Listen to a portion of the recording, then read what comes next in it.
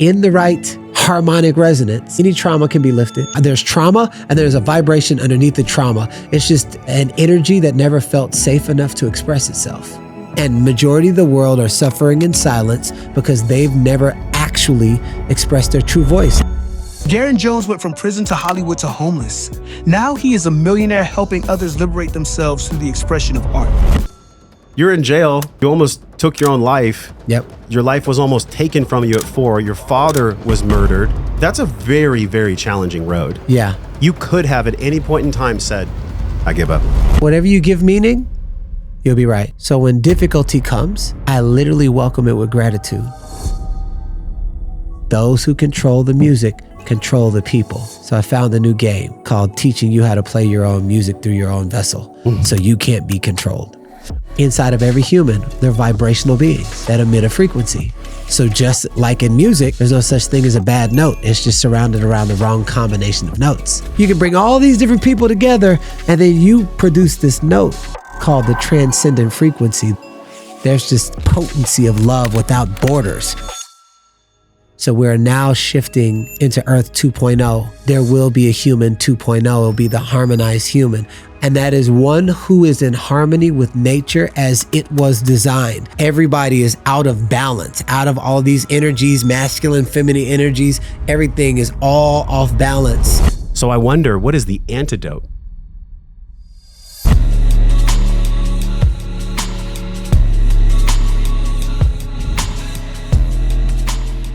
Garrain, welcome, man. We marinated on this for 2 years. Let's go. Oh my gosh. You're The perfect time is the perfect time. dropping so much wisdom. I thought we'd actually turn it on. Man, thank you for being here. Thank you for having me. From one father to another. What a freaking journey it has been. Come on. Can we just exhale into fatherhood right now? Let's go. We are raising the next generation of humanity. And may every father that watches this level up and be the highest representation of who you will pass the baton on to one day. And don't settle for lacking, because I feel that the greatest way to make an impact on our future is fathers that are like radically present and that are willing to do the work to like really be great examples. So true. And we have these pseudo examples like Andrew Tate and his brother. Which Yeah. I think, or even Goggins, right? On the scale of maturation, they play a nice part in the theater. Yeah. Like they actually serve a purpose, yet true embodied fatherhood can only come, in my experience, through knowing its opposite. Absolutely. When you don't know your father, when there's Yeah. no masculine presence, the universe creates a vacuum for your growth. 100%. I mean, I'm sure that's how it's been for you. Yeah, it was for me to, there was a lady by the name of Niz. She does murals, large mural paintings all over the United States with really inspirational people. Martin Luther King, Mother Teresa. She's doing all. She asked me for a photo, and I didn't know why. Next thing you know, everybody's like, "Hey, I saw your mural, and it's like right next to Jim Rohn." I'm like, "What are you talking about?" And I started crying. And then the photo, what she said is, Garrain Jones is the representation of the divine masculine. I love his family. And I just started crying. I'm like, bro, I was the person that cheated on every girlfriend I ever had, slept around, had leaky sexual energy. And now I'm a devoted husband, a committed father, whether my wife is around or not. Like, you won't experience that energy from me. What it took for me to rest comfortably in just really loving being a dad and a committed husband is the greatest work I've ever done in my life. Yeah. I can relate because I've never had so much beauty and so much struggle all at the same time. Man. Like the parts of myself that needed to come online, that were called forth to come online, were so massive in the way I could hold the responsibility that I never could have even predicted it when Carrie first got pregnant with our first child. And so I'm even wondering this out loud. I've never thought about this before. When you're in the presence of greatness, great things come through. I wonder if I didn't have all the struggles that prepared me, our son being in the NICU for 10 days, having to go to a different state to birth our daughter because that's where the midwife was, the challenges of how children even come into the world, prepared me to hold them in the way that I hold them now, energetically, physically, spiritually, emotionally, financially. Like the journey you've come from, man, and I know you've talked about this a lot. Yeah. But I would love the clean slate, where you are now. Forget about every podcast you've ever done. Forget about every speaking gig or every stage presence or anything that you've put out into the world. In this moment, what can your heart be grateful for being put in a dryer and told that you were going to Disneyland because the man that you thought cared for you wanted to take your life? I can't even imagine the vacuum that would create. Like when I first read your story, I had that cry feeling. Yeah. I truly did, because I was like, I don't know what that's like to go through that.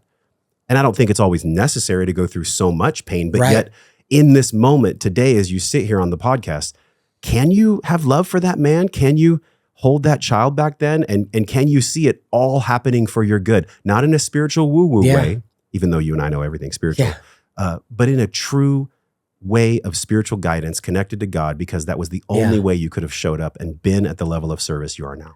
That has to have rang in your system. Listen, I forgave the 2 men who murdered my father more than 1,000 times, but not forgiveness as something that you check off the list. Forgiveness as a frequency, when you embody it and then you become the kind of person that is of forgiveness. And those are 2 completely different things. And I'm in Boston, 5,000 people doing a keynote speech. And I remember this hot energy coming across me. And I was like, you know what? There's one thing, and this had nothing to do with my talk. Something is coming through, and I just feel the need to share something. When I was 12 years old, 2 men murdered my father, and I wish death upon them and their families all this time. And I'm ready to let it go. And when I was on stage and I just cried and I let it go, by the time I got off stage, a man was looking at me. He's like, thank you. And I was like, for what? He's like, man, 20 years ago, I murdered someone and I was in prison for the last 20 years and I just got out yesterday. I was going to murder the man tonight, but because I saw what freedom actually looks like, I'm truly a changed man. So I want to apologize on behalf of those 2 men who murdered your father. Thank you for changing my life. And I was like, oh, that's how it works. And I just cried because the emotional closure that I'm about to cry again, that I wanted when I was 12, just like, why? Forgiveness as this is just who I am, doesn't allow hate to stay in my body, doesn't allow resentment to stay in my body. It's like a self-sustaining filtration system. And when I saw how fast it works when you are in an elevated state, why would I want to keep pesticides in my body when it can be filled with love? And so this is where I started my journey of really not holding that energy in my body. And that's what I've taught people all over the world. They were like, but you don't understand. I've been molested. I'm like, no, you don't understand what you're missing out on. A hot air balloon doesn't leave the ground unless you release the weight. So because I hold myself to that state, it allows me to see and feel into a completely different aspect of the world, that it's not necessary for me to get all up and down with my emotions because I'm always filtering myself.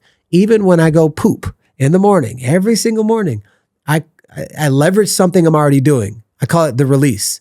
I go number 1, number 2, and I say, I forgive myself for, and then I have something physical that I create an anchor. So either poop comes out or pee comes out.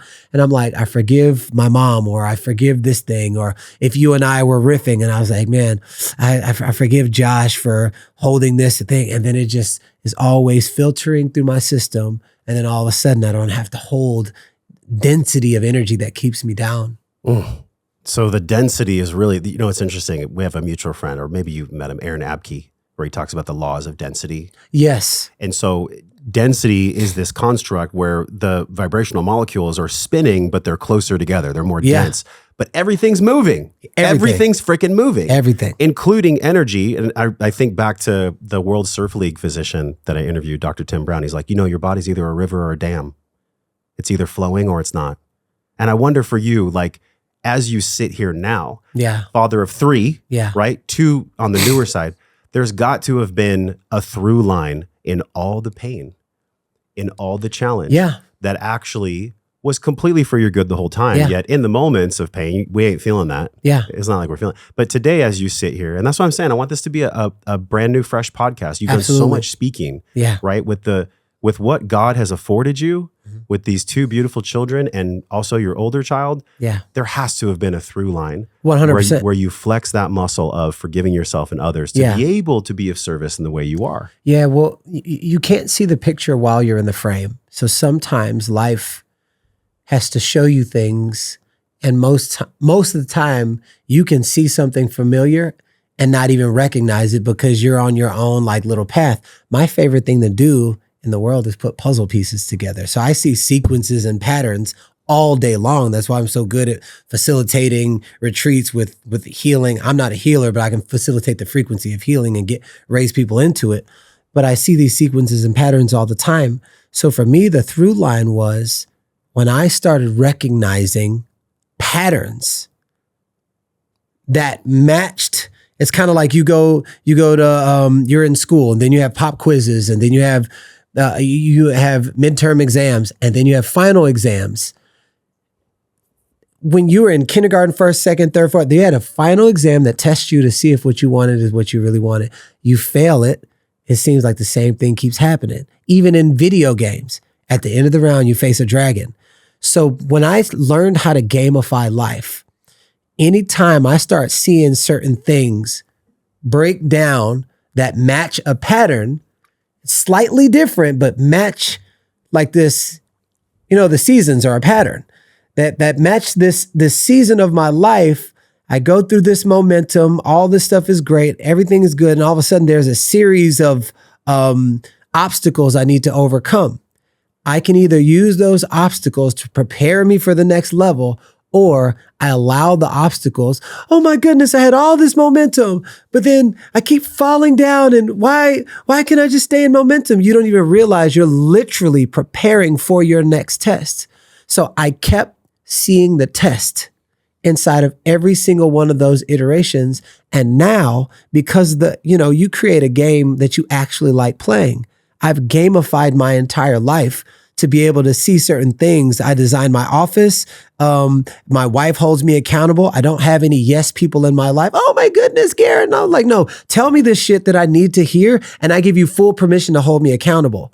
So because I don't have yes people in my life, and my life is designed to be able to spot the tests, and for me to be able to acknowledge any level of effort or progress, because when I know I'm progressing, I know that I'm succeeding. So just being aware of how growth looks at all turns, and being willing to be surprised by the stuff that I don't know, like a boy that comes up in a new baby. I had no idea what I was in store for. And I was here for it and ready for it. And it's still the same sequence of patterns. It's just going to look different. Yeah, I've read that Jesus used to put children in his speeches because they had the beginner's mind. They would have an open heart to everything. So at 45, do you really feel like you have a beginner's mind? Do you have the heart and the joy of a child no matter what adult responsibilities and challenges come your way? For most of the time. So it's weird because I think Conor McGregor said it best. It's like most people, they'll sleep on a win. Like when they start winning, then they forgot how they got there. Yeah. So they'll sleep on a win, and then they'll wake up with a loss, not realizing when you're winning is where you got to double down on what got you there, but you got to know what got you there. You start doing all these flyers, and you start saying yes to a bunch of things, and all of a sudden you stop doing all of that, and you think that what you're doing now, when you're in the momentum, is what's creating the momentum. No, you don't plant a seed and it grows overnight. Only thing that grows overnight is a weed. What you did last season. Yes. What you did last season. Yeah. You're actually harvesting right now. So you got to remember what you did last season. And then you got to do more of that while you're winning, so that next harvest season, and you can keep the sustainability. That's why people get money, lose it, get love, lose it, because they don't know the how to sustain that vibration over a long period of time. I heard Michael Beckwith say this. He was being interviewed by Oprah. He's like, some people, they get wealth and they lose it because they're not a vibrational match for it. Correct. I mean, I can I can feel that in my throat, my heart when I share it with you. Yeah. There's been many times where I've had money and I've lost it. I was $80,000 in debt. You've been in debt. Yep. There's some weeds that we had to clean out Absolutely. in order to be of service, right? But the courage that it takes, man, and I want to be respectful of everyone's process, the courage that it takes to have the self-love and to have the fortitude to actually rip the weeds out can be so fucking confronting, because then you have to change everything in your life that you've built a house on sand for. Yeah. That was your deal in the music industry. Absolutely. You were bouncing around. You were ludicrous. You made all this money. Then you were living in a car. Yep. I mean, touch on whatever parts of that journey of your life resonate with you now. So at that time, I just never had anybody in my corner. I didn't believe in mentors. I thought I could do everything by myself. So I didn't even know the power of the ego. So I just relied on talent. But skill versus talent, two different things. I would take an untalented person that is willing to develop the skill over a longer period of time than I would just a talent person, because it's only going to get you so far. Now, if you have talent and you're willing to develop your skill, that's where the unicorn-like person starts to happen. I only relied on talent because if my talent, and this is good, everybody pay attention. And I noticed with a lot of people, if my talent was a little bit better than other people around me, perfect place to hide. Because then I would get off on, oh my goodness, Garrain, you're crushing in everything. So there was this unconscious deep need to feel needed by other people around me, which I know where it came from now, but back then I didn't know. So I'd stay. I'm like, oh yeah, I'm the man. Yeah, I'm the man. Yeah, I'm the man. Next thing you know, what happened to everything? I don't know what happened, but I gotta get back there. But then you're so used to people seeing you a certain way. Oh, gee, I'm just trying to be like you. No, you have no idea. I want to kill myself. And I'm just going to keep smiling because I want to save face. I'm going to keep this mask or over justify. When I look in the mirror and the truth shows up deep down on the inside, I actually don't like myself. I was trying to impress you so I can fit in because maybe I think I'm a weirdo. Maybe I'm afraid of my real self. These are real conversations that go on inside of the majority of the suffering of humanity in the world. And I work with them. I have these conversations, and you can take it all the way back to a broken child or a child that never felt seen or heard or like they mattered, or, hey, what do you want to do? I remember being little. My mom says, well, that doesn't match and you can't grow your hair out. And I just remember yelling. I'm 6, so I don't even know what I'm fighting for. I said, Mom, ask me if I love it. And I think my hard-headedness and didn't get trapped into do what I say to do what I say to do school, do what I say to do whoever, is why I am where I am today. My hard-headedness created a pathway where I had the power to choose my own destiny. Is it hard-headedness, or is it really just a clean, crispy connection with your soul? Well, if I connect the dots looking backwards, I was called hard-headed. Yeah. That was literally that was the label when you followed your soul. My mom, and I love her to life. I'm not going to say love her to death. I love her to life. She's like, why you got to be so hard-headed? All right, well, I'm hard-headed. That's the name. That's the label. And it doesn't help that at the time I had a speech impediment and diagnosed with delayed learning. So what would normally take you 6 days to learn, take me 6 months to learn. Even right now, you give me something new, my process is much slower. I turned it into superhero power because most people go fast, and they got to go back and course correct. I never have to course correct because my process is like this, so I don't miss anything. So now the trained instinct is to see a lot of fast things, but my process sees everything like this. So for that, I've learned how to reparent myself and tell myself what I needed to hear. It took me 30-something years, but if I didn't, I will probably be dead right now based off of what was going on inside of my brain. The fruits of that are so clear. I think it was 2016, 2017, you put your mom through fashion school. Is that true? Yeah. And when you did that, you also, as a byproduct, created the man that now is a parent to two beautiful babies and an older child. So you're healing this generational pain, but it happens in ripples. It's almost like as you peel the onion, you just keep crying because onions make you cry. Yes. So you peeling the family onion, you keep crying. But then when you get to the heart of it all, there's just more Garrain. Yeah. There's just more you. And it was actually there the whole time. And this is a concept that if I really feel into this, I think about how much time that I used to judge myself for wasting on not having a podcast, on not starting it. I sat in the corner for like 3 years from 2012 to 2015. Like, should I do it? This back and forth. Are you really good enough to do this? Man, you can't make any money with that. The game that I was playing was so low vibe. It was so resonating based on all the imperfections that I was focusing on instead of realizing that those imperfections are just me. Right. There's just more fucking Josh with the imperfections. Absolutely. But yet when you put your mom through fashion school, there had to have been a deep, deep healing. Not from your ego. Look how cool Garrain is. He put his mom through fashion school. There had to have been another part of that onion. Well, here's the crazy thing that I haven't shared about that story. I always had a vision of retiring my mom and winning 5 Grammys and everything. But I was like when I was 13 years old, and that was through music. Yeah. And when I left the music industry, I was like, for some reason, I still feel like I'm going to win 5 Grammys and retire my mom. So I just held the vision, and I held the vision, and I held the vision.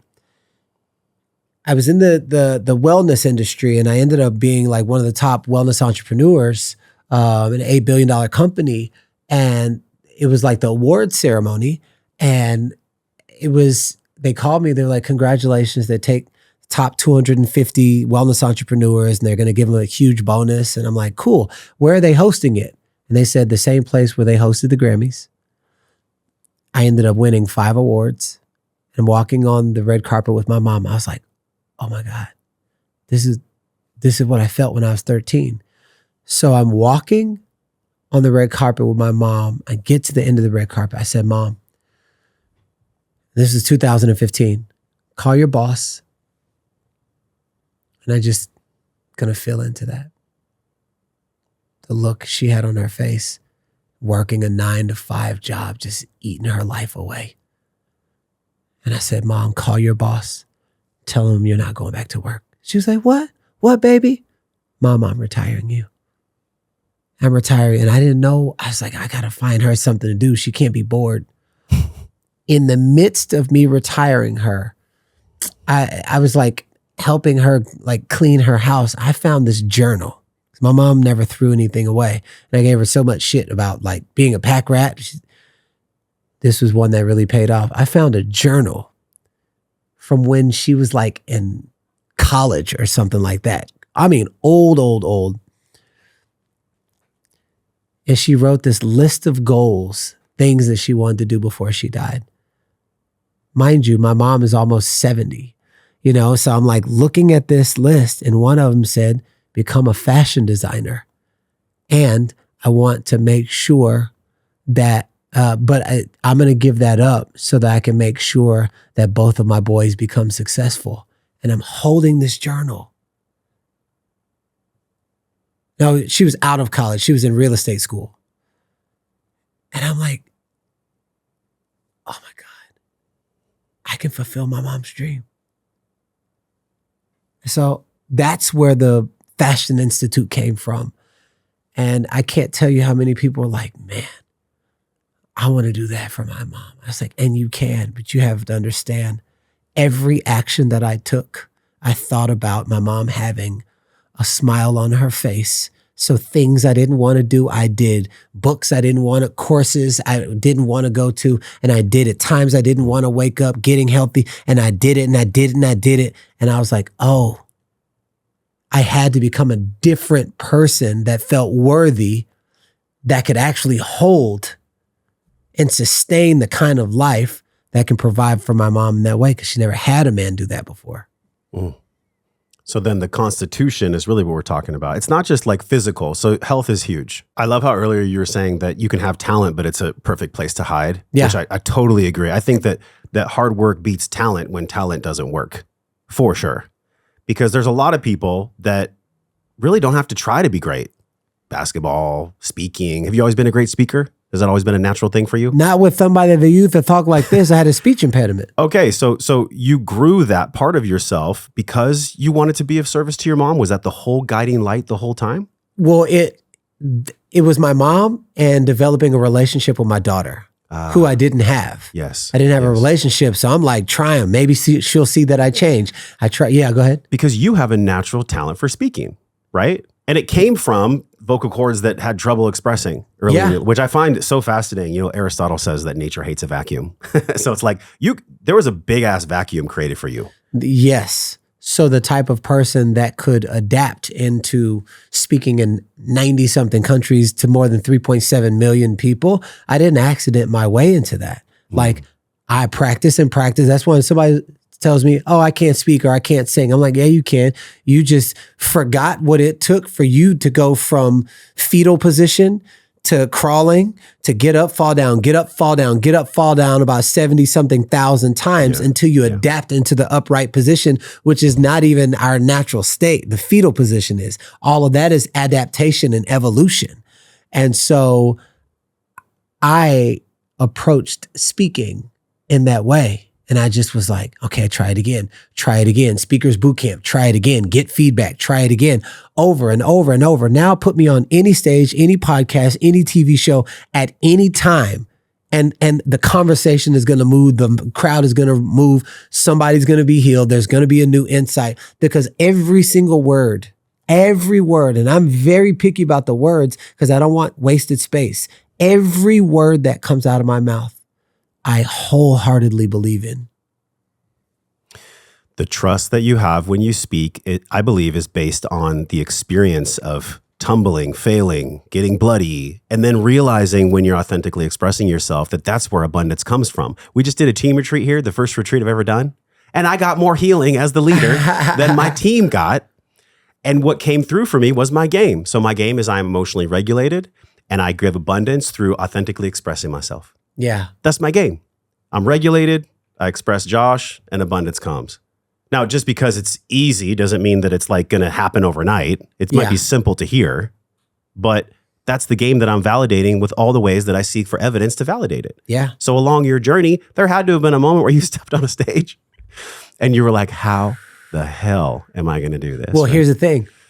That never happened because I found a game to get on stage. What's that game? Most people, their nerves are speaking. And I kind of I was so nervous. I would literally run around like where people were sitting. I would run around and high five people, not knowing that I was working out all of the nerves. So by the time I got on stage, I was hyped up and ready. So it took me a while to get on stage, but I was practicing long before I got on stage. Plus I was doing a bunch of YouTubes and I don't like it. And I did another one. I don't like it. I did another one. So the reps got in, but when I got on stage, I remember seeing Tony Robbins. He was like, I command the audience. He hit himself. I started running and I'm like, oh, I feel good. And so they were hyped up in the running.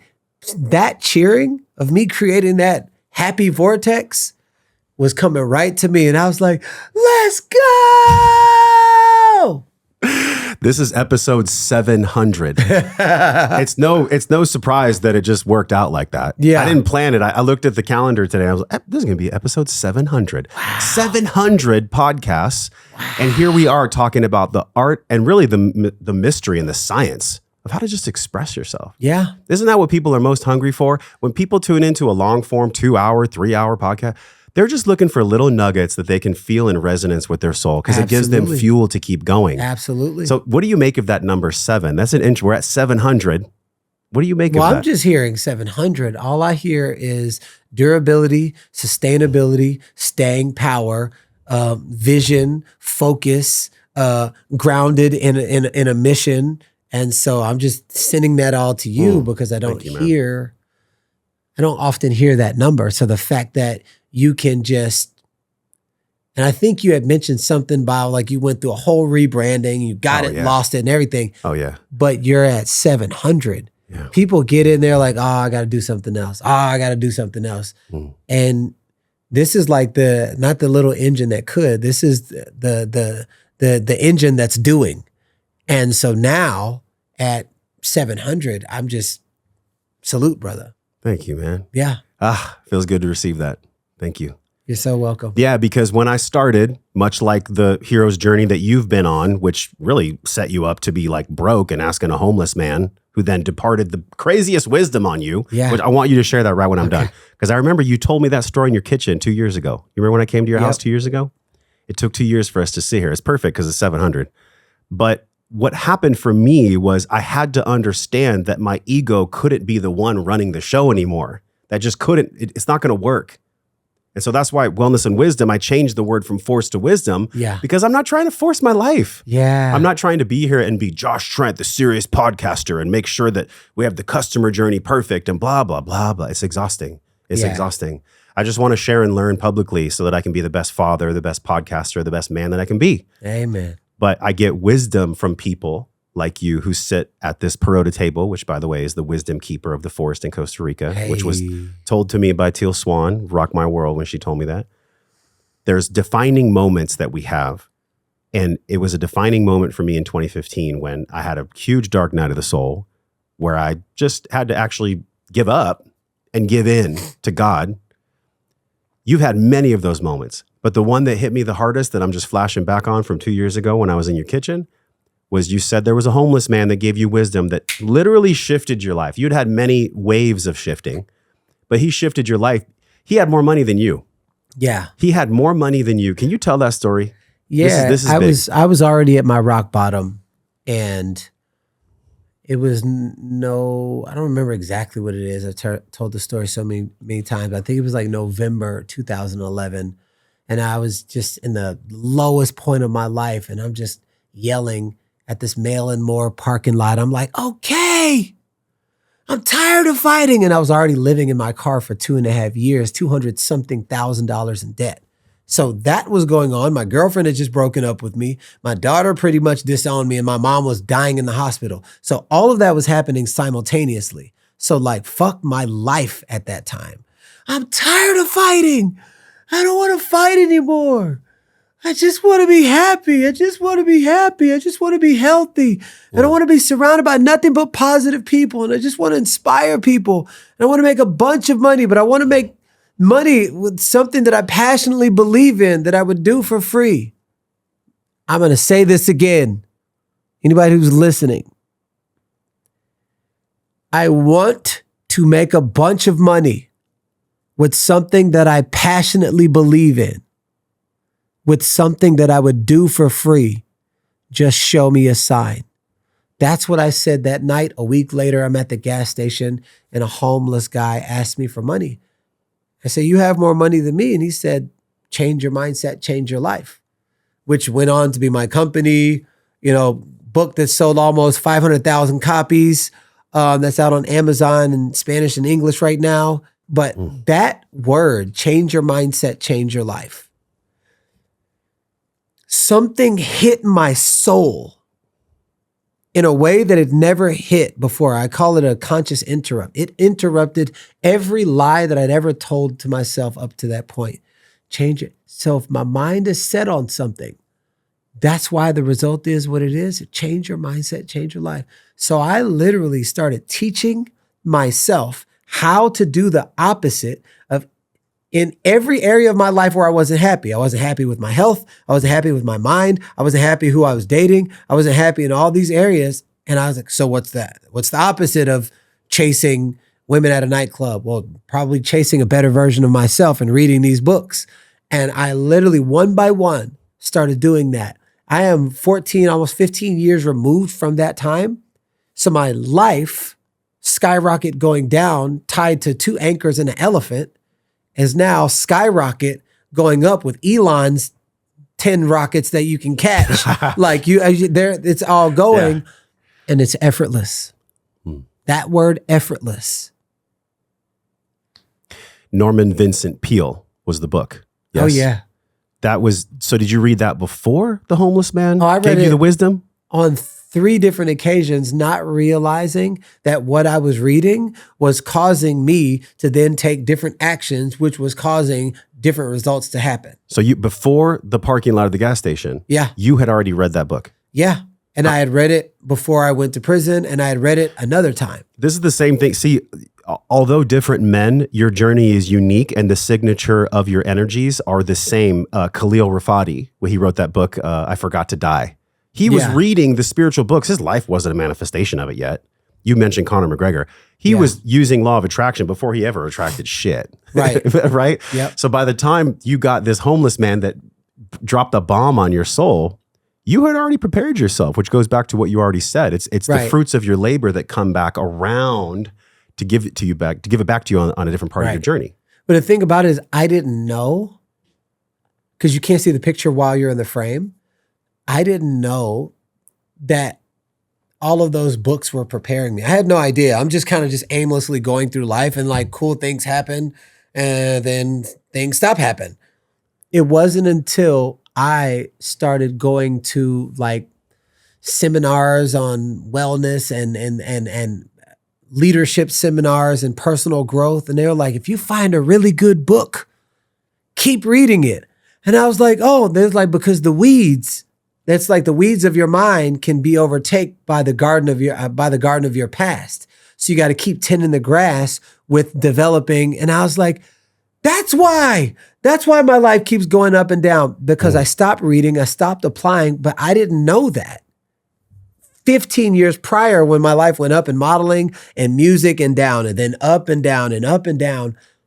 But ever since I got into personal growth, I was like, well, I'm going to go up forever. And even if my up doesn't show up as results, if I'm growing, I'm evolving.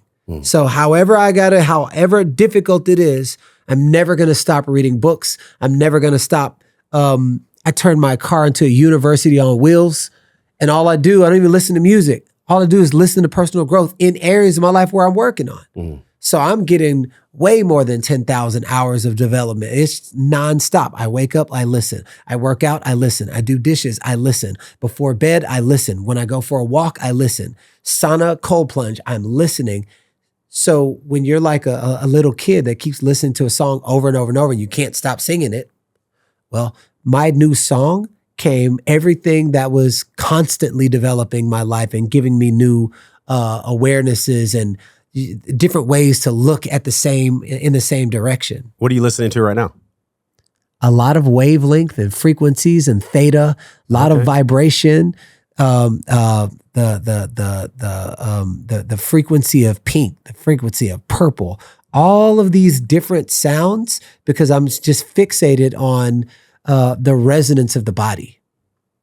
And this came in part from your time in Egypt that you were sharing with me. Yes. So it was about 30 something people who were about 14 days in Egypt. And we went to 19 to 20 different pyramids. One of the last pyramids was the King's Chamber. We were in there for about 12 hours. And the majority of the time we were in there, we were singing the entire time.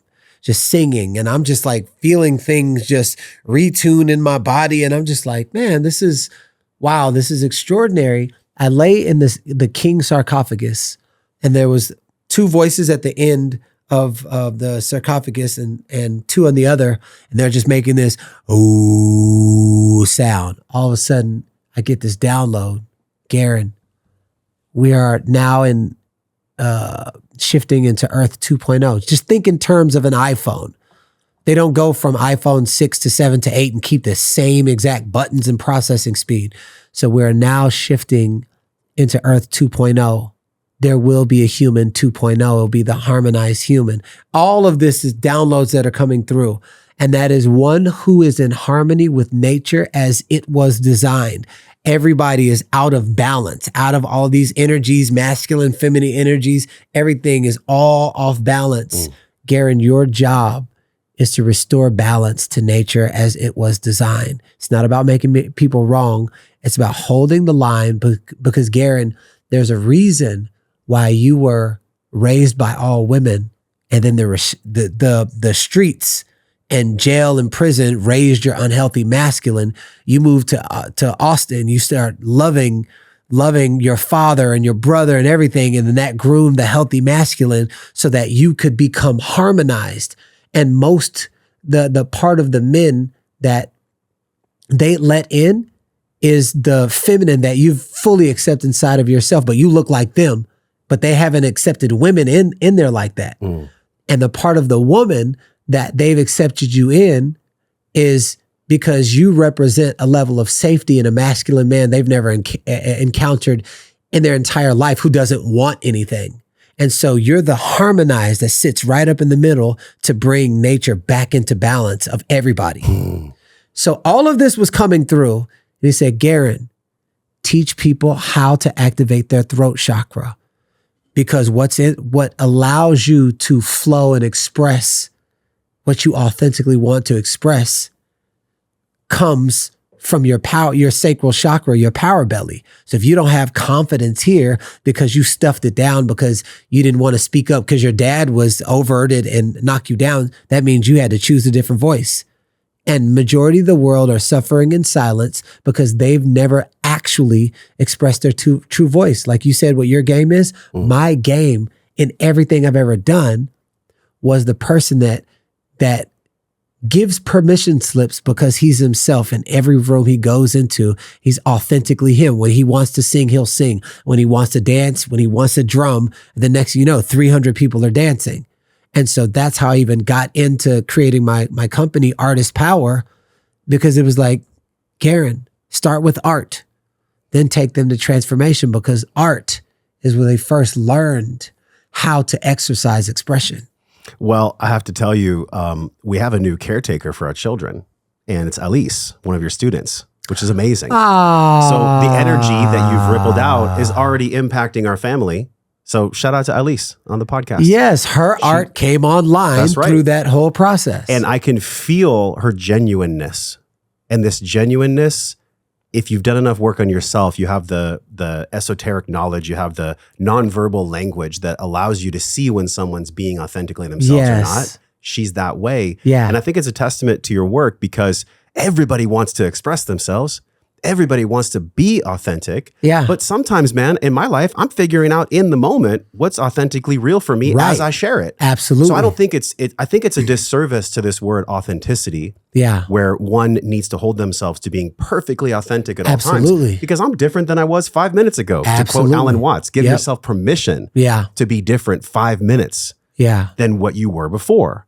So I wonder for you sitting here today, this term authenticity gets thrown around, but it's weaved in the tapestry of your work. Yeah, it gets thrown around by people who are not authentic. Exactly.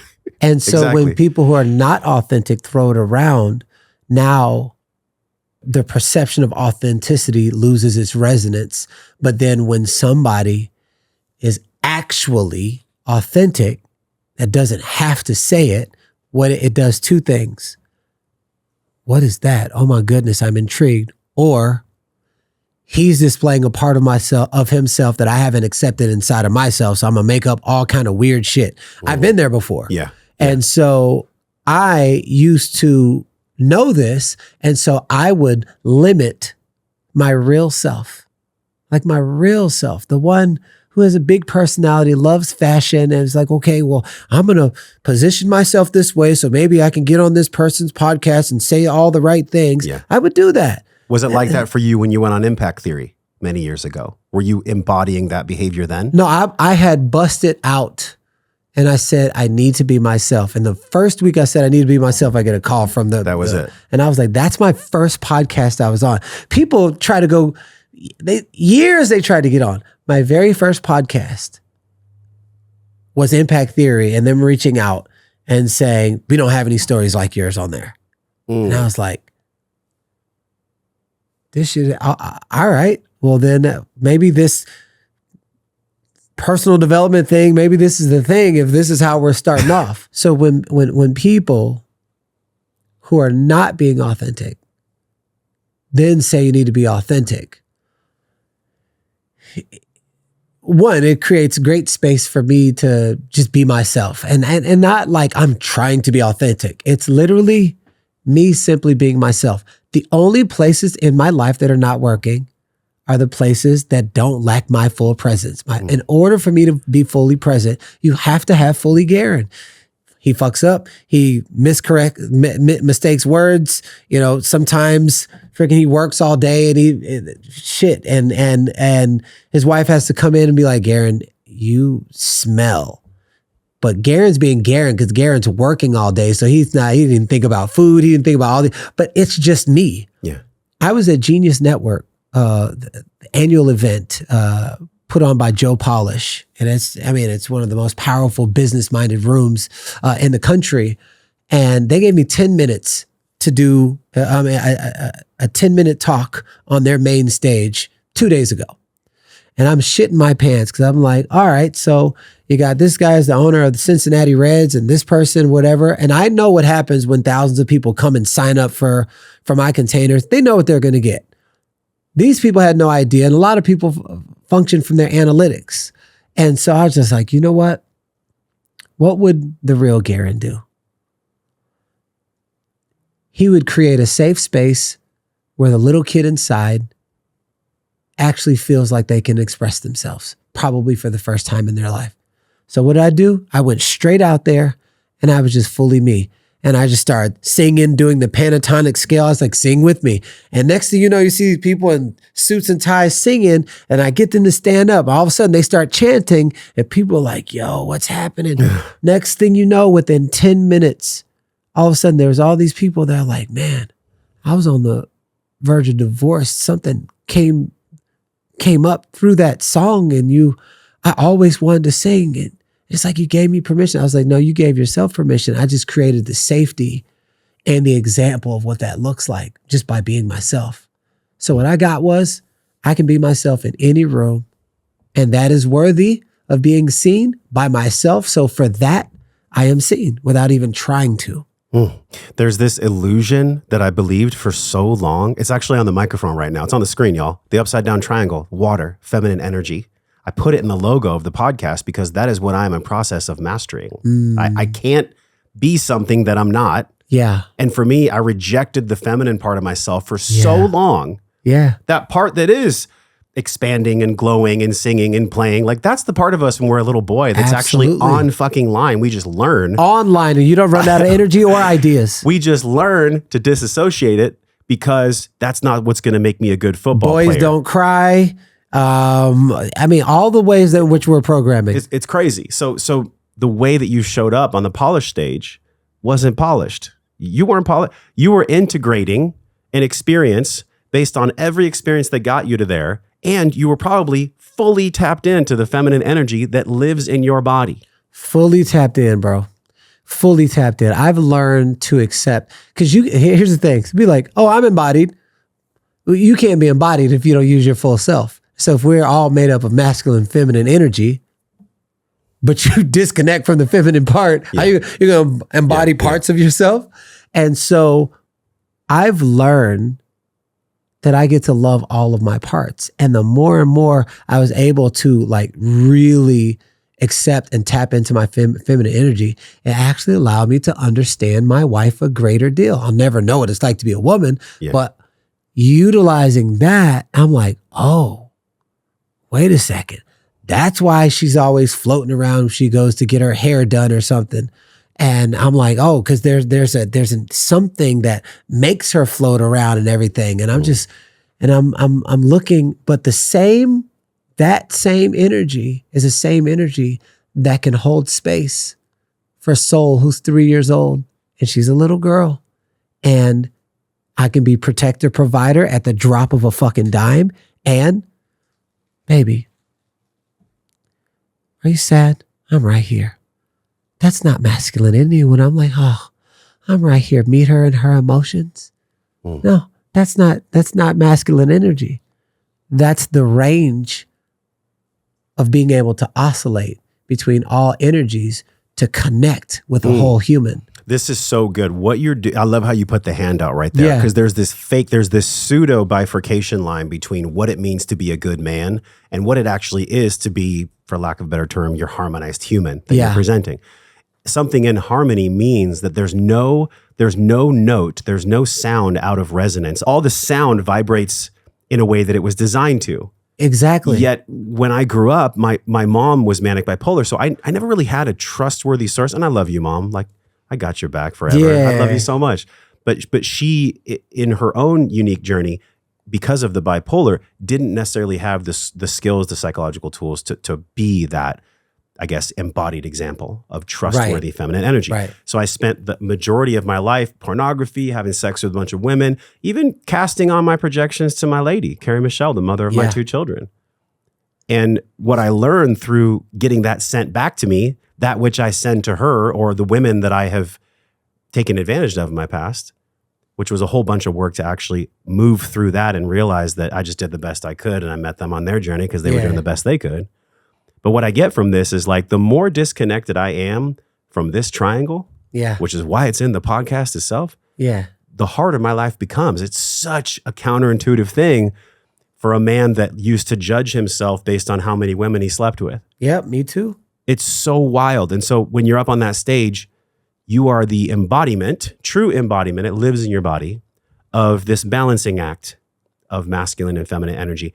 What do people get wrong about feminine energy in men? They think that is weak. They think feminine energy is weak. Let me tell you something about my wife.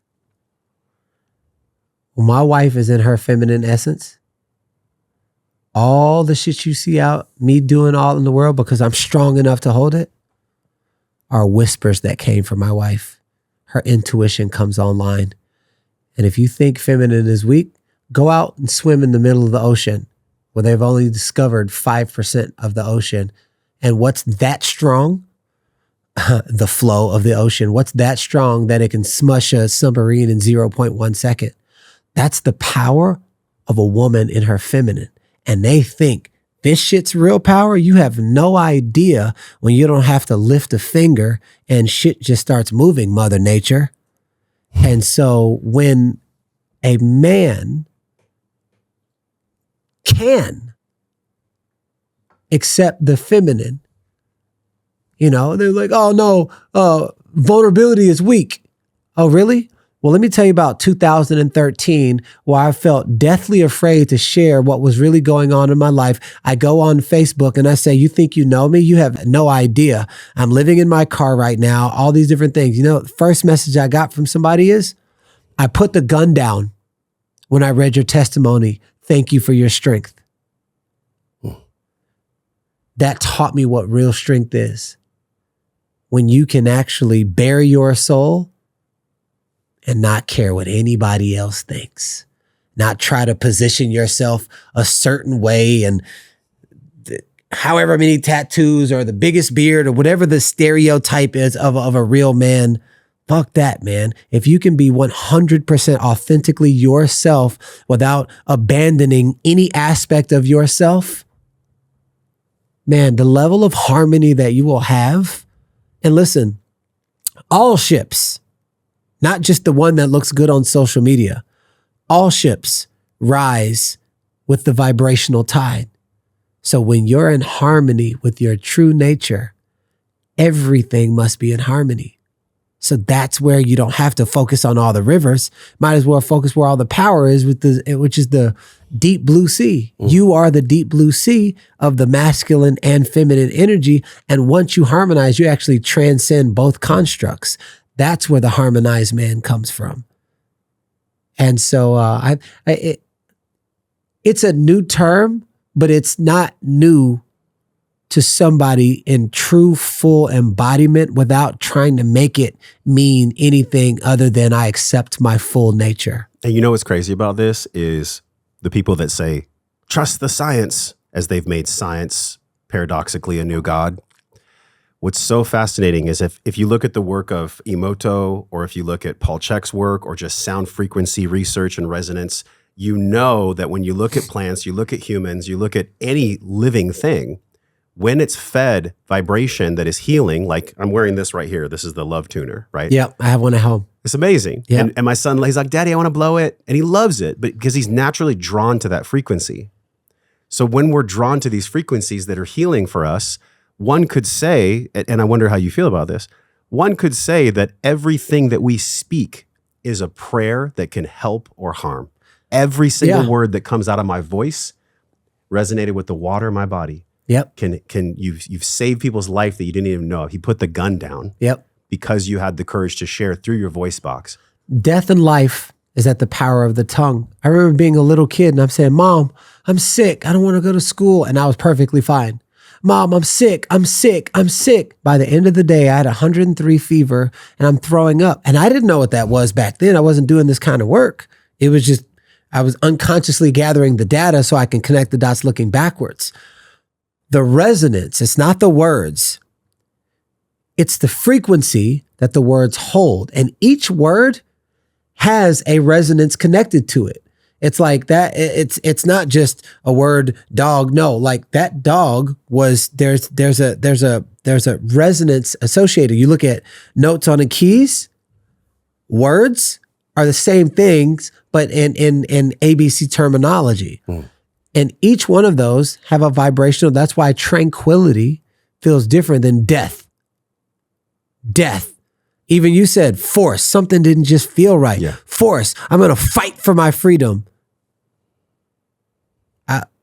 Listen, I didn't fight for my freedom when I was in prison, but I did manifest and I gave myself freedom that nobody could give to me while I was in prison. And what was that? Oh yeah, I forgot that I loved doing art when I was a little kid. It made me so happy and I stopped.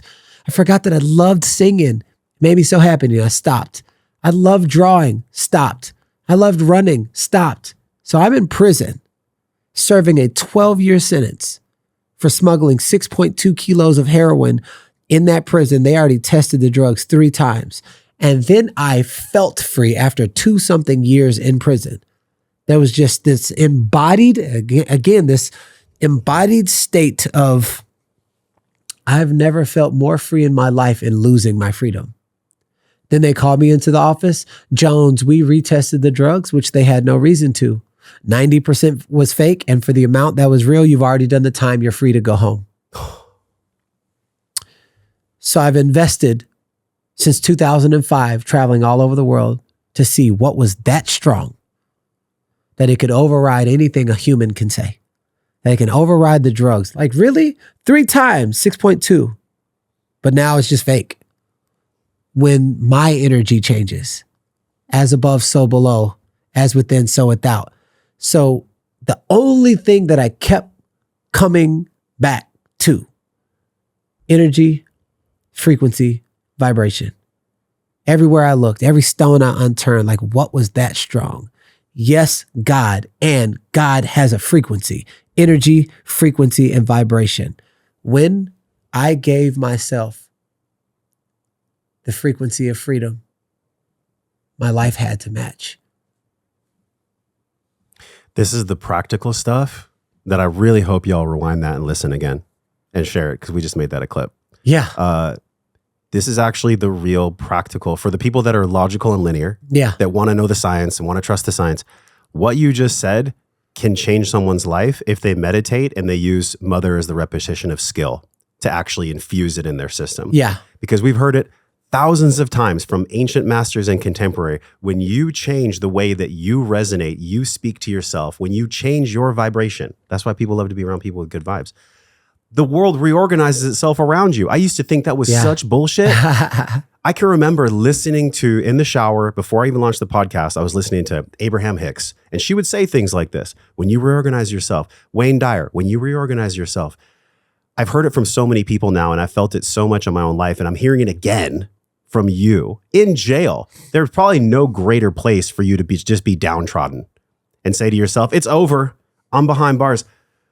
What was the spark that you felt inside of yourself to actually make this platitude of when you change yourself, the world reorganizes around you? That platitude became real. It wasn't a platitude anymore. Yeah. It was actually real for you. Yeah. So what was it in your heart that actually made prison, that real? Yes. So we were allowed to watch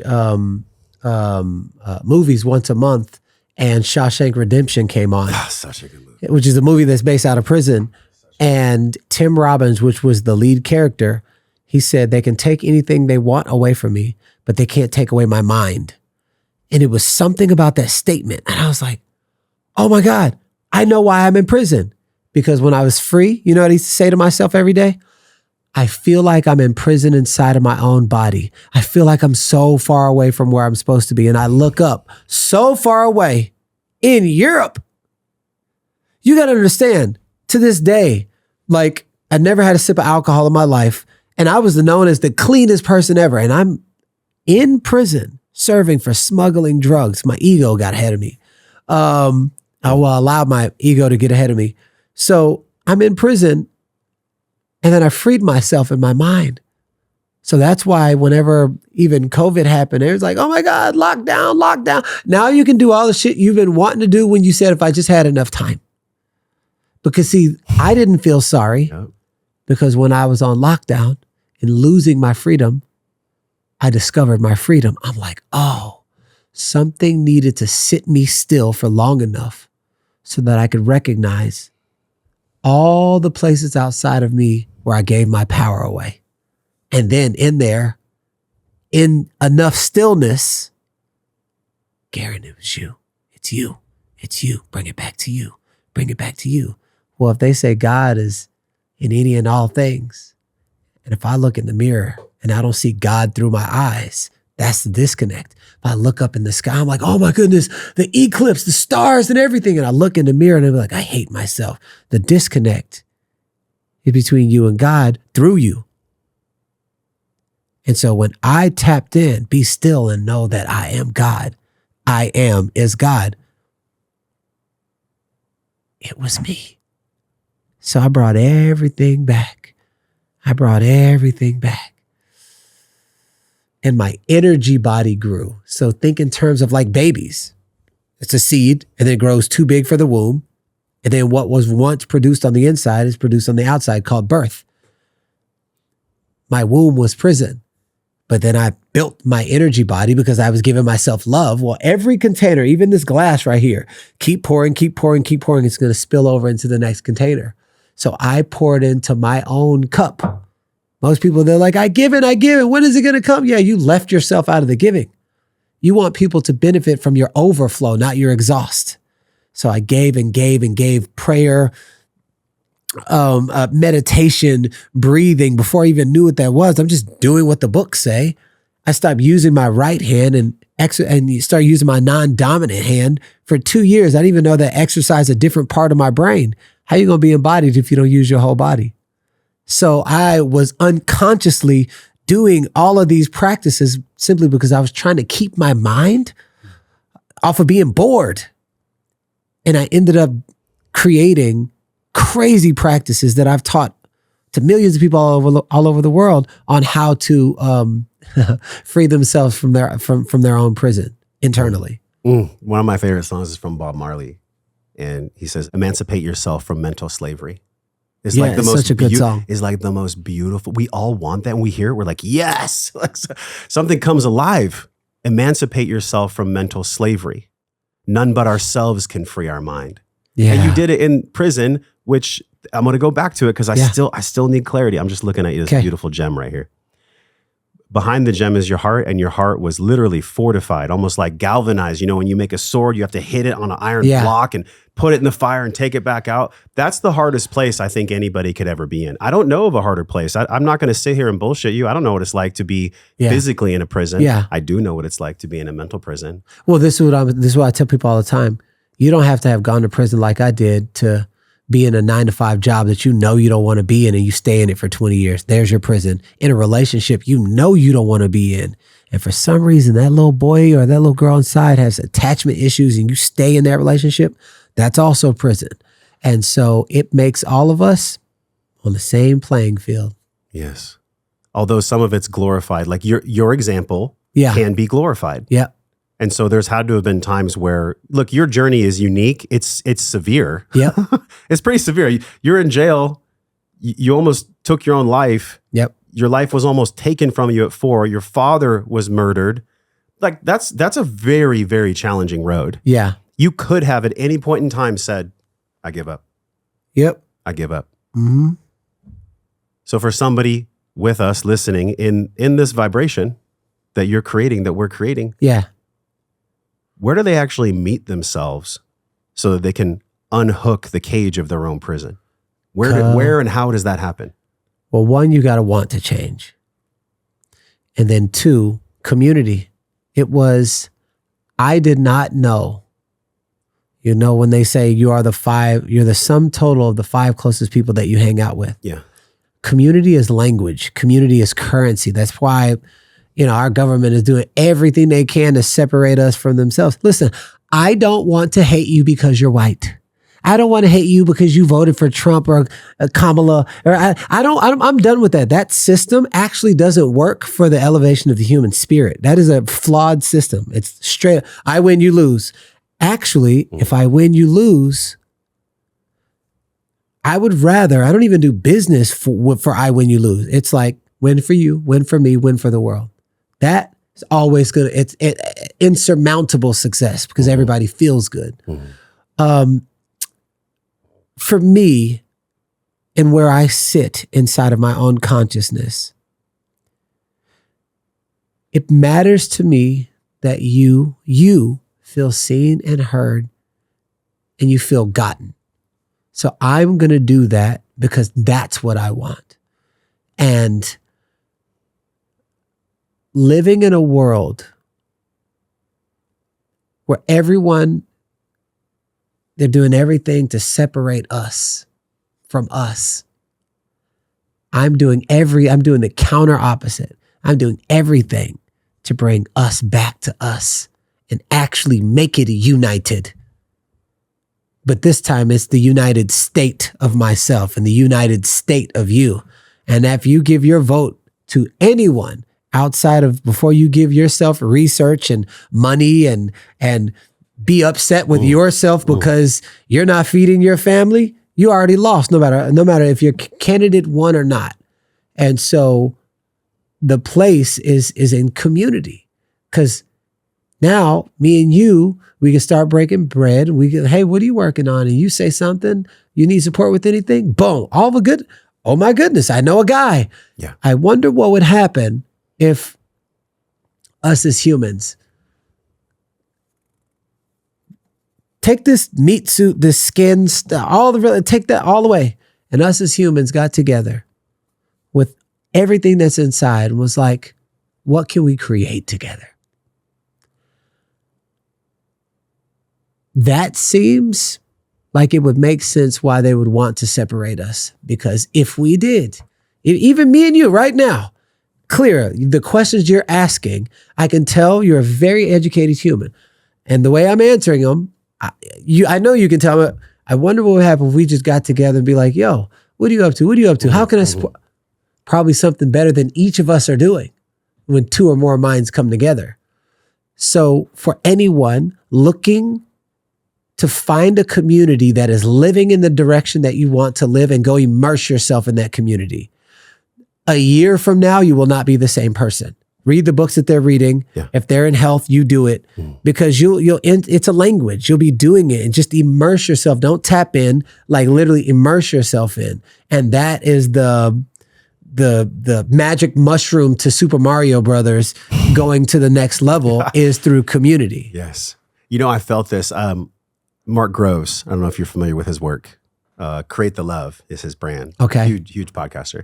He had an event here in Austin and he was like, hey, I want you to open up for me. Speak 15 minutes. Of course, I felt the fear because I don't usually do that. Yeah.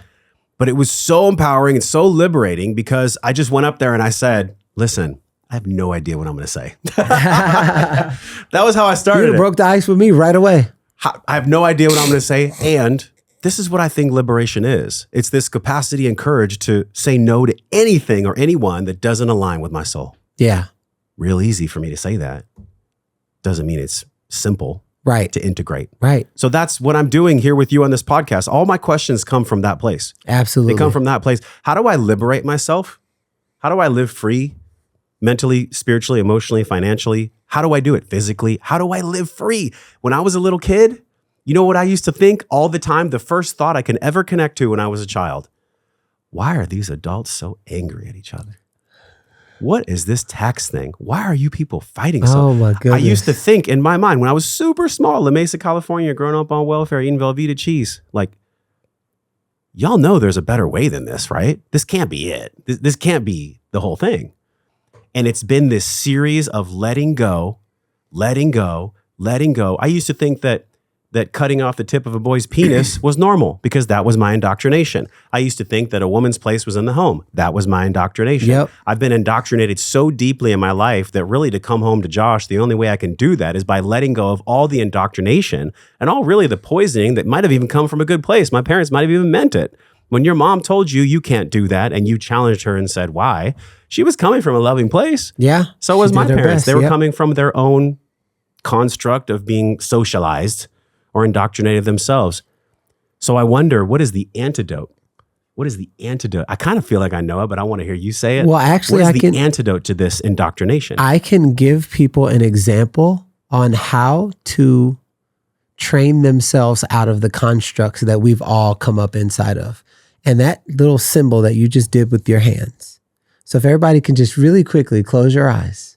And you can do it too. It's gonna blow your mind. If you're driving, pull over it. Yeah, if you're driving, pull over. Yeah. All right. So now I want you to just count with me. And we're just gonna count in a straight line. 1, 2, 3, 4, 5, 6, 7, 8, 9, 10. Now we're gonna go backwards. 10, 9, 8, 7, 6, 5, 4, 3, 2, 1, 2, 3, 4, 5, 6, 7, 8, 9, 10, 9, 8, 7, 6, 5, 4, 3, 2, 1. Now make both of those go at the same time and don't try to count them the way you normally count. It can't go in a straight line. It has to go in a circle. So the 10, 9, 8 is going to go at the exact same time as the 1, 2, 3. Now, 1, 2, 3, 4. You got to let that go, how counting normally happens. So the 1 and the 10 are going, and the 9 and the 2 are going. 2, 3, 4, 5, 6, 7, 8, 9, 10, 9, 8, 7, 6. Now just see the circle and the circle and the circle and the circle. 3, 2, 1, 2, 3, 4. Okay, now open your eyes.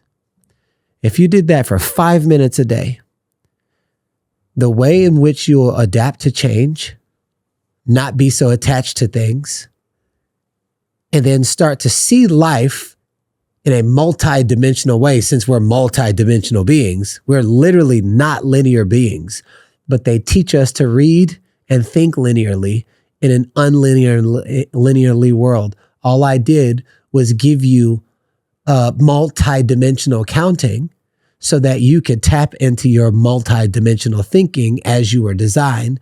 And now you leave the straight line and everything becomes this. Now you're like, oh my goodness, this is how they created the flower of life. So try it on 5 minutes a day and watch how much more effort it is to let go of the construct and just allow yourself to surrender to what is. You know, what's interesting is in community, they tend to sit in circles. That way you can see each other. So when one person speaks, everybody listens. I think it was I don't know which branch of Indians it was, but they would pause and they would all take a breath when somebody would share because they were looking at each other. They were connecting with each other. And you're resonating, again, wisdom, true wisdom that probably has been resonating for hundreds and hundreds of years. But with the input of Zoom and social media and these things that are like pseudo-connect, they're not real connection. We can still wield these things. I mean, you have almost 500,000 people on your Instagram and then your other channels. And there's ways in which to use the non-loving part of the sword that was designed with two sides of both helping and harming people. I think social media can be an incredibly powerful tool. Yeah. But in order for you to hold that, there's got to be some place in you that has done enough work to be mature enough to hold it. Because if not, Yeah. you could fall prey to Garrain's a badass and everybody should listen to what I say. And 100. holy shit, look how amazing I am. And I tried that and it didn't work. I tried that 3 How so? times. How'd you try that? What do you mean? Well, by the time because I never grew up hearing Garrain's amazing and he's a badass. I never heard that. So hearing it, I'm like, oh yeah, I'm amazing and I'm a badass. And then all of a sudden it was ripped out of my hands. Just as fast as my life was growing was just as fast as it was taken away. I did not know how powerful, if you allow the ego to lead, the level of self-destruction it can create in your life. But it wasn't until I started doing that personal growth and I just like, man, and finding great people to be around, it was that. It's like people like, oh, they get blinded by the money and then they start following assholes, you know? And then I'm like, no, I don't fuck about your money. I'm like, yo, what's your family like? Yes. Let me see if that translate, that leadership, the people around you are broke and you're the only one making money, that'll tell me you have a deep need to feel needed. Do you know how to lead effective leaders? You know what I'm saying? So I'm like looking at that. I'm looking at the people around you. Yeah. I'm looking at how you lead your family, how you treat your wife. Those are values that matter to me. So I'm like seeing that. And then I'm looking at this. If that's not matching, that's going to tell me a lot about how you're deciding to lead. So either you're unaware or you're hiding something. And I came, before I was in the personal growth, I was in the Hollywood scene. So I was around everybody that's glorified, but I was also behind the scenes with them. And I'm like, oh, this is all like charades. Yeah. If I ever get the spotlight, that's not going to be me. Somebody needs an example. I'm not going to say I'm real, but I do my best to be fully myself. And you don't have to be like Garrain, but the only thing I encourage you is to duplicate being yourself. How much in personal development have you used the art and science really of neurolinguistic programming? Because you said you choose your words carefully. You don't want to just take up space. How much of the power of language and of the structure of language have you studied and have you practiced to make that real? Well, here's the thing. Before I study NLP, it's in everything.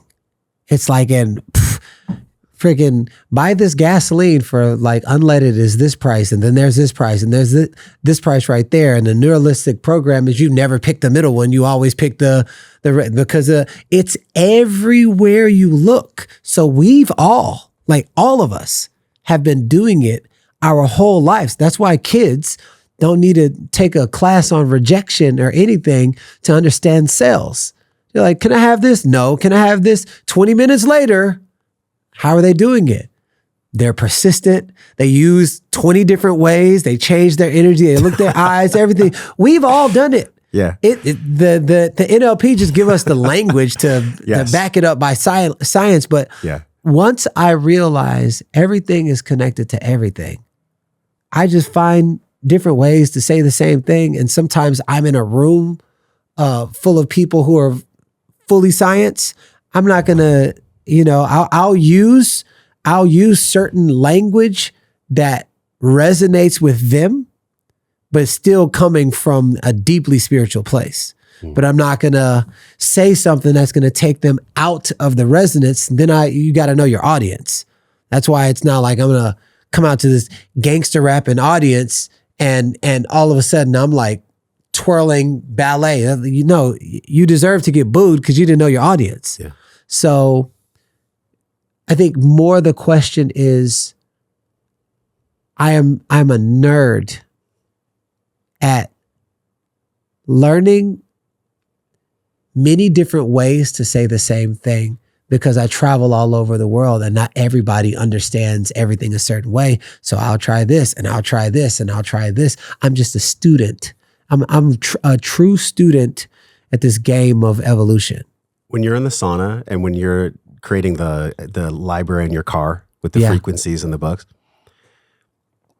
why is that so important to you at this stage in your life? You're 45 with 2 children, business, like you hold a lot, right? And anybody that has a big game, they deserve to hold a lot. And that's the work, paradoxically, is to hold it.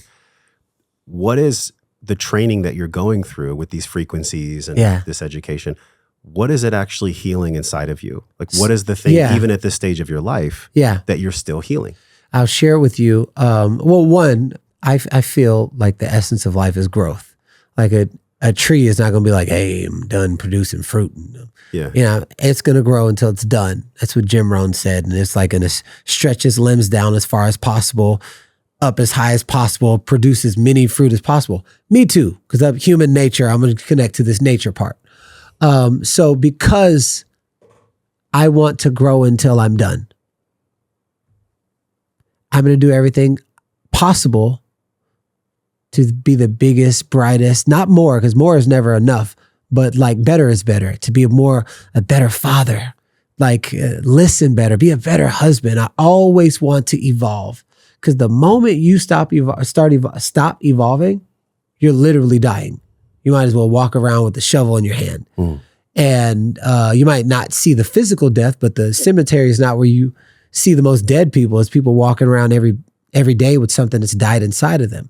So for me, I found a new game, which I didn't even realize was in my life the entire time. Part of this expression, when I was singing, my greatest gift in music was harmonies. Like literally, they would say, I would have scholars listen to the way I wove together harmonies. They're like, these two notes aren't supposed to go together. So how did you do that? I was like, because I never focused on perfection. I focused on feeling. So I would take all of these different notes to produce a specific sound. When I left the music industry, I was in a journey, a psilocybin journey. And I was like, I just feel bad. I feel like, my greatest creative capacity is gone. And then all of a sudden, 20 minutes later, they're like, Garrain, when you said F the music industry after somebody like took credit for something that I did, didn't give it to me, you also left your greatest capacity to create. That doesn't mean that you can't still use that. And I was like, but I don't do music anymore. They're like, Garrain, you do music every day. Why do you think you're so good at creating communities? Your new notes became people. And I'm like, what do you mean? Well, when you push a key on the piano, that produces a vibration, which emits a frequency. Inside of every human, they're vibrational beings that emit a frequency. So just like in music, there's no such thing as a bad note. It's just surrounded around the wrong combination of notes. So that's why you can bring all of these different black, white, gay, straight, trans, non-trans. You can bring all these different people together, and then you produce this note called the transcendent frequency. There's just potency of love without borders. Like literally there's a non-restricted note that you're able to create in communities. So all of this is coming through. And then I went to go study. I'm like, oh my God, what is this? Energy, frequency, vibration. And I'm like, it comes back around again. So now I turn people and teach them how to retune themselves in an auditorium full of people who never thought that they could sing. The number one fear, even more than death, people, public speaking. And I'm gonna close this really quick. But what they fear even more is public singing. Why? I get underneath the resonance.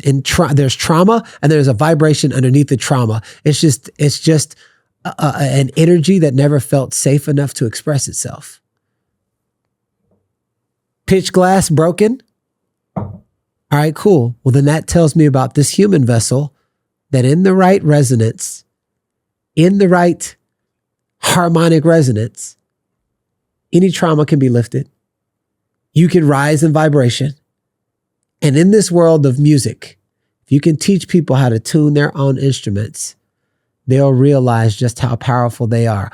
Oh shit, it makes sense why they control the music, because those who control the music control the people.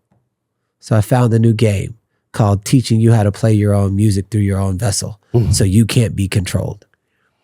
And when you're expressing, you can't be monetized. If you express yourself enough and you start playing this game you're talking about at the highest level, depending on wherever you are in the scale of growth, you can't be fucked with. You literally can't. Like expressive beings. So I think about Taylor in the studio as our podcast producer, and he's singing on the stage, Rage Against the Machine, like fully in power, right? How many people look at that and might be like, I want to do that too, but I can't because of A, B, C, D, E, F, G. Yep. It's these unconscious ways that we block ourselves from singing, from playing. And there's a physiology here. I can't let you go unless we talk about this physiology, man. Perfect. There's a physiology to our voice. Yep. And it's both spiritual and biological. Absolutely. They're weaved like a tapestry on a wall. Yep. It's real. Yeah. I have felt this in my life. When I started the podcast, I wanted to be perfect. And you could feel it in my voice that I wasn't being myself. Yep. I wasn't being me. Absolutely. And now I just go for it. And if I fuck up, so be it. Right? Because we're just humans anyways. Absolutely. So I wonder, for the people that want to sing, that want to express, that really want to do it, do they have to go to a training? Do they have to be in community? I think yes. I think we do have to be in a community, because you can sing in front of a mirror, but really the fear is singing in front of others, right? So is that really the game that is going to elevate humanity? Is by people learning what the old shamans would do, right? I learned this from Paul Chek. When they knew somebody was sick, and they would ask them 4 questions. When did you stop singing? When did you stop dancing? When did you stop spending time alone? And when did you stop honoring the mystery of life? I threw in an extra one. It's the singing part that I think scares people. I mean, it's been a minute since I've sung on the podcast before. Yeah. Well, It's a check beautiful this out. The little kid, most of the time, stops singing because, oh, you can't sing. You can't dance. You hear it. We get bullied. We get brutalized. Sure. So I won't say that, but I believe that when you can tap into your innate nature, into your childlike wonder, there's an energy that a child has. And you and I both have, I have 3 and you have 2, where they feel unstoppable. Yeah. They're operating in their bigness. It's always something massive. They never run out of ideas. They keep creating. They won't stop. Push every button, open up everything. Break everything. What I'm saying is, if you can learn to go back into that energy, of course you're going to have discipline.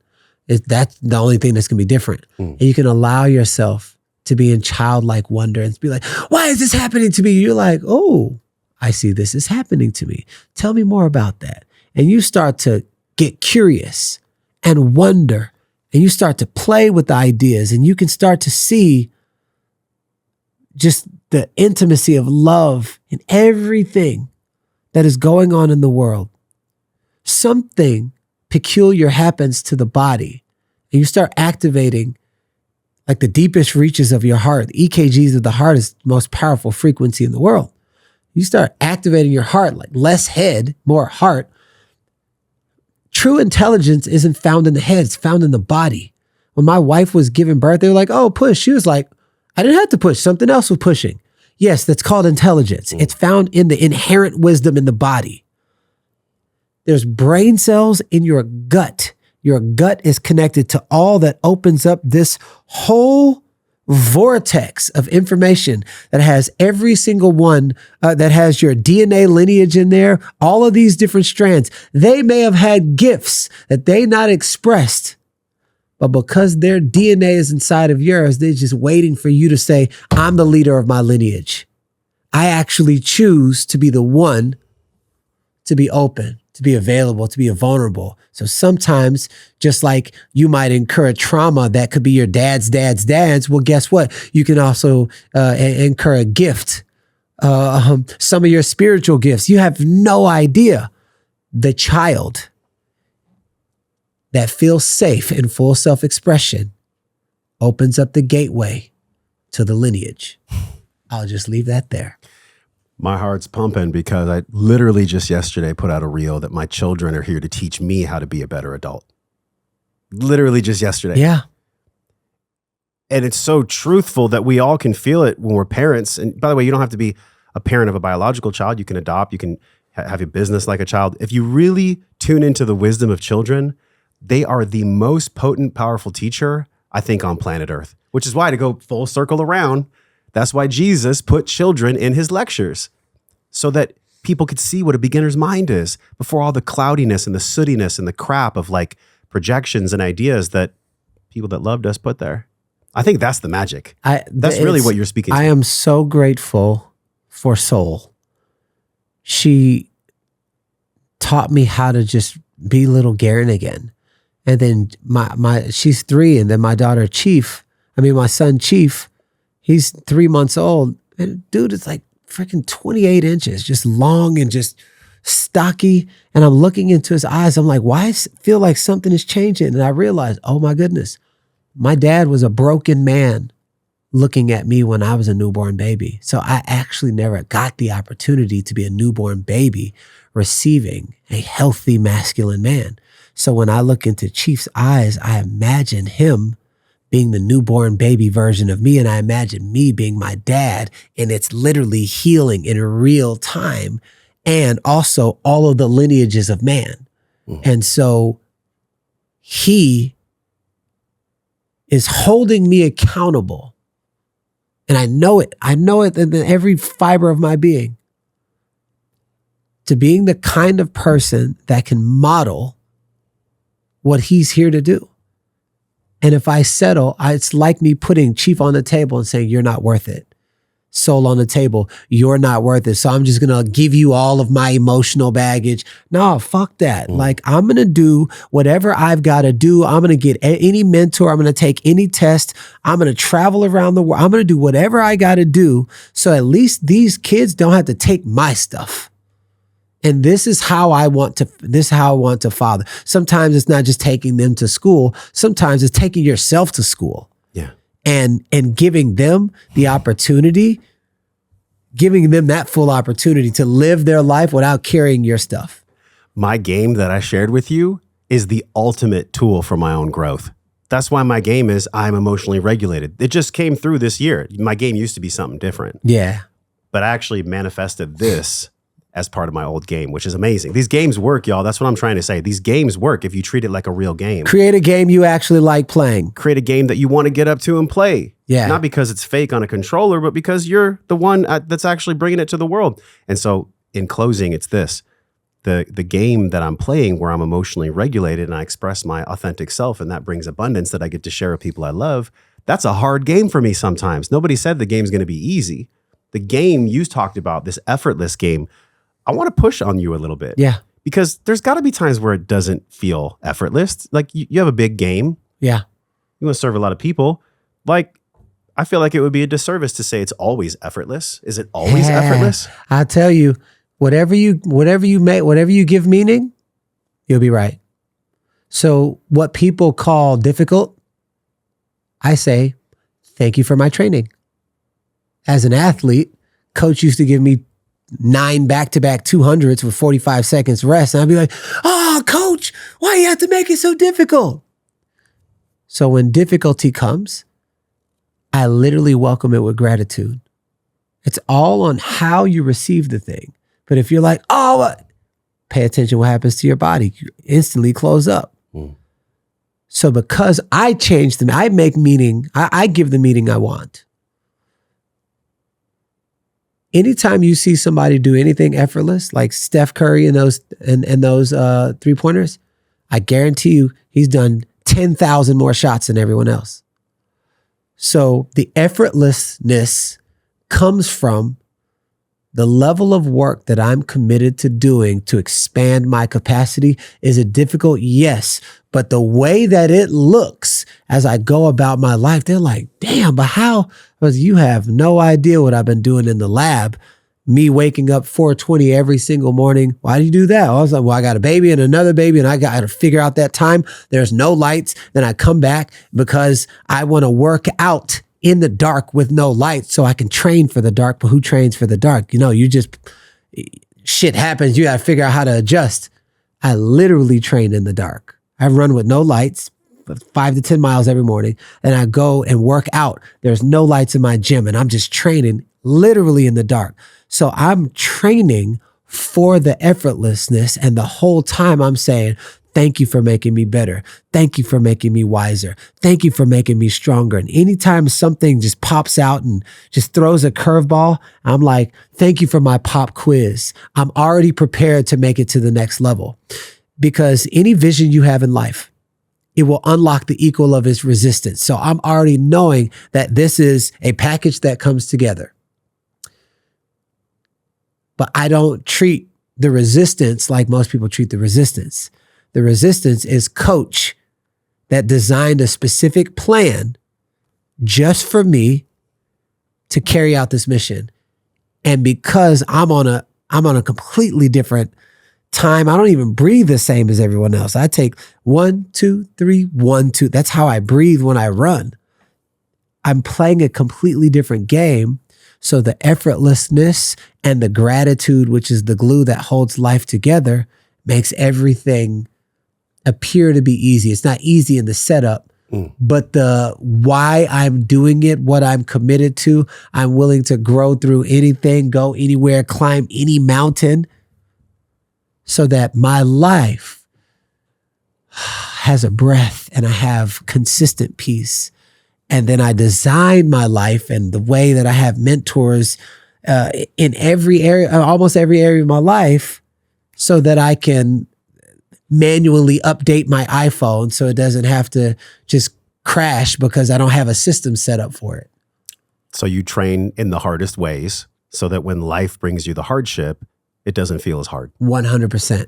You literally take yourself to the places that most people don't want to go. And then you experience results that most people never do. Yeah. I mean, I said that reductionistically, of course. No. Doesn't mean it's that simple. You gave me simple. That's my wife does that all the time. She's like, so basically you do this. I was like, I like the way your brain just did that. That's so good. Yes. Yeah, that's what it is. I will take myself through voluntary discomfort. Yeah. Because I know I will beat the random hard things that show up. I will beat it to the punch. I was like, no, you don't have to give me something hard. I'll get there first. And then in some weird way, in the way the universe works, the random things don't often happen no more. Not that Mike Tyson is the embodiment of sacred masculine. I do think he's had a beautiful journey. I don't know if you've seen his trajectory. Goodness. Yeah. But one thing that he said that reminds me of what you said, that is just this ultimate universal wisdom that we all share, is he said, discipline, I love it. I actually love my discipline. It's something that feeds my soul. And I think discipline is looked at like, oh my God, Garrain, you get up at 4 a.m, you work out in the dark. What are you, crazy? That craziness, that ability to lose your mind by doing hard shit is exactly what Mike Tyson did to become the world's greatest boxer. And I'm going to give you one example. So me training in the dark, like literally, all of a sudden I was faced with something. It was in a crowd of people, and there was somebody that was harnessing a really dark energy. It was nasty and it was like weird. All of a sudden you just saw this pillar that was standing right there. And whatever he was trying to do to me, he couldn't do it. And because he couldn't do it, he went away. I didn't even have to lift my finger. Everybody's like, what the? Oh, I train for this shit every single day. So it's like when dark comes, it's, you know what I'm saying? So I train for it. You know, I didn't think I was going to share this, but it's a good way to end and start something new, is the way in which in the past I judged you because I thought it was spiritual narcissism and spiritual bypassing. Yeah. Because there's a hyper focus with you on what is good, what is love. Yeah. This mindset that you learned from the book, from the homeless man. Yeah. And now that I've actually spent time with you, I can see my own judgment in the projection that I gave to you. It's beautiful. It's so beautiful. Fucking beautiful. Yeah. Because I medicine. can see it exactly for what it is, right? We have to spend time with each other. Yes. To really know each other.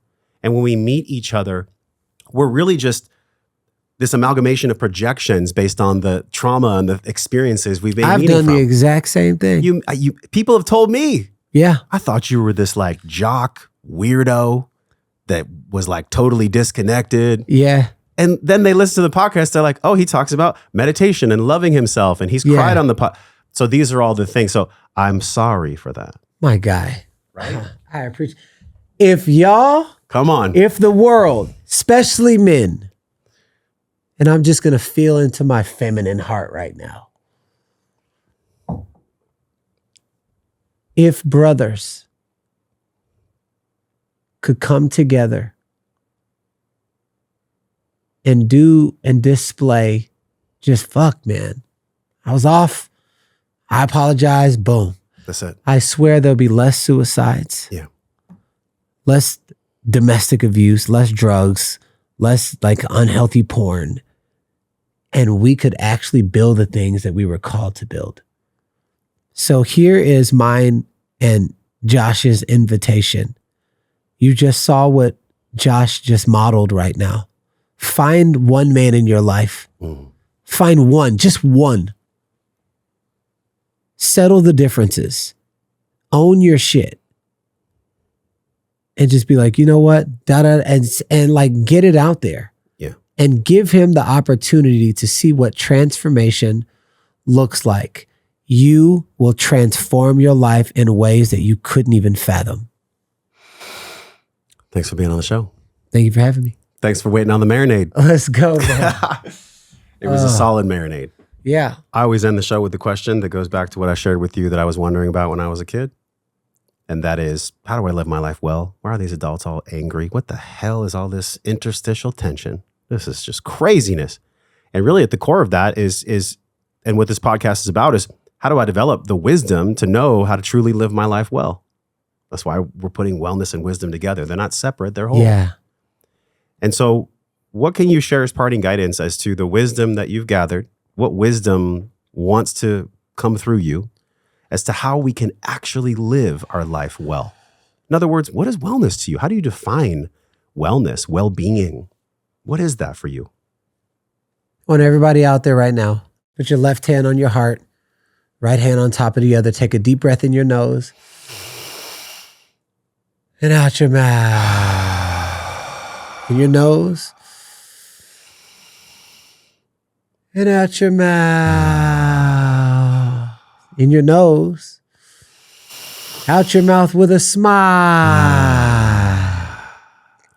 In your nose, out your mouth with a sigh.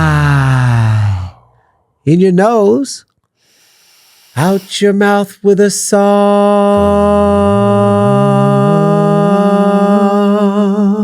In your nose, out your mouth with a song.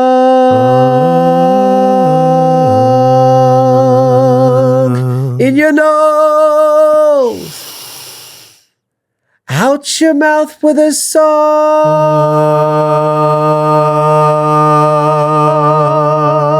In your nose, out your mouth with a song.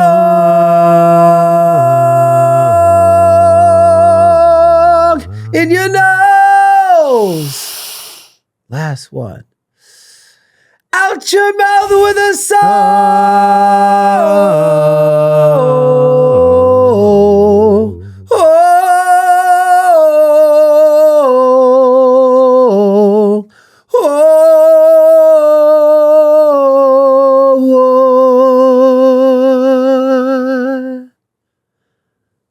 And just pay attention to your body.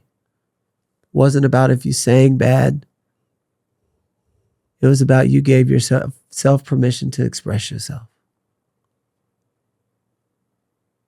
True well-being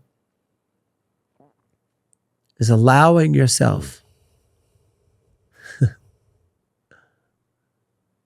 the full permission to be in the spirit of your own wellness, which is your full self-expression.